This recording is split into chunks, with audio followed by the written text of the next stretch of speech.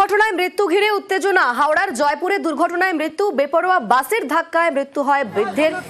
বাস ভাঙচুর, ক্ষিপ্ত জনতার। আমাদের সঙ্গে রয়েছেন প্রতিনিধি সন্তু। সন্তু, কি বলছেন বিক্ষোভকারীরা?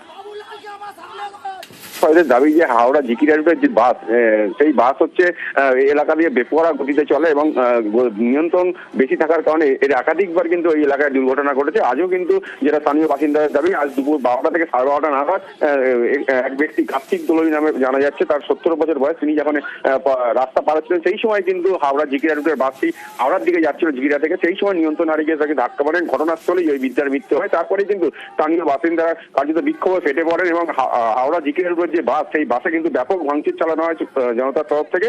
এরপরই ঘটনাস্থলে পৌঁছায় কিন্তু জয়পুর থানার পুলিশ। এই মুহূর্তে কিন্তু ঘাতক যে বাস, সেই বাসটিকে কিন্তু আটক করেছে জয়পুর থানার পুলিশ এবং পরিস্থিতির নিয়ন্ত্রণ আনতে এলাকায় কিন্তু পুলিশকে রাখা হয়েছে। বেশ, ধন্যবাদ সন্তু।